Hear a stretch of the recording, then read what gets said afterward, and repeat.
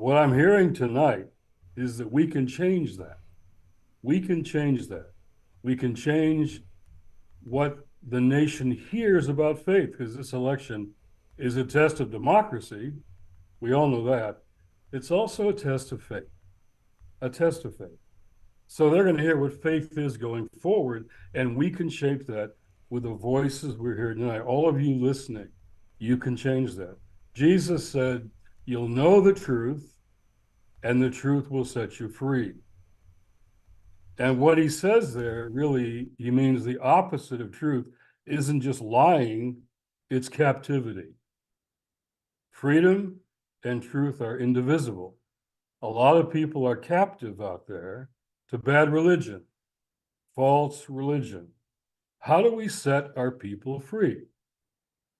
Jesus says that the peacemakers are the ones that get to be called the children of God.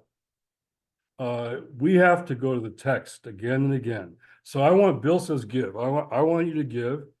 I want you to give. I want you to volunteer. But I want one more thing.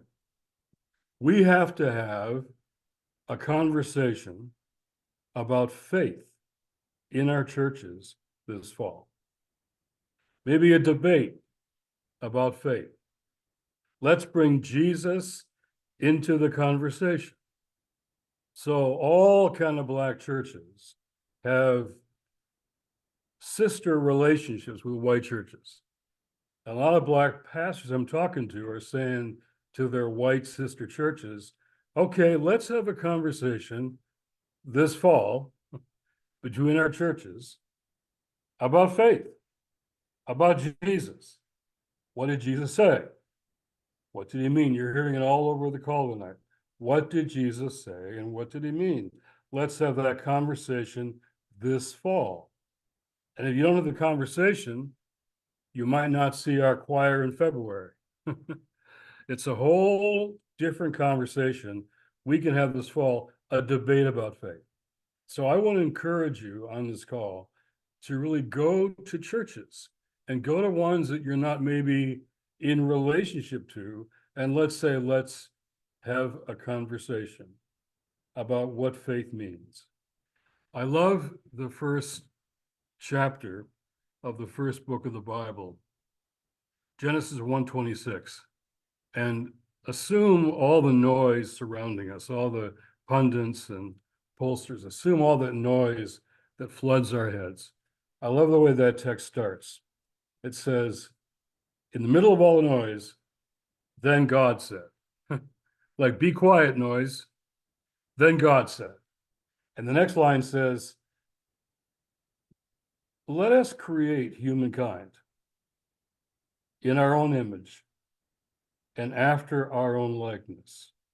All humankind after our own image and after our own likeness, which means that any attempt to suppress a vote, deny a vote, not count a vote, intimidate a vote because of someone's skin color or who they are is really an assault on Imago Dei, on the image of God. So I want to say tonight, we're here to support political candidates, and I support them both. I know them both and support them both. But this is for us theological. It's about the image of God. Whether the image of God will be respected in our voting, in our processes. There's a lot of fear and hatred and violence going on, and we have to assert the image of God, the Imago Dei. So this is a call to raise funds and get volunteers. But let's say we're going to be the Imago Dei movement in this election. Let's bring faith to bear. Let's have that conversation with our churches. And let's understand that the Good Samaritan parable about the other helping the one other to him, that may be the road to multiracial democracy. So let's go to the text. Go to the text again and again and again this fall. Go to the text and ask, what does it mean for people of faith to follow Jesus and vote those values in this election? So this call makes me think that we all of you can change the faith factor in this election. Don't give it to the Christian nationalists.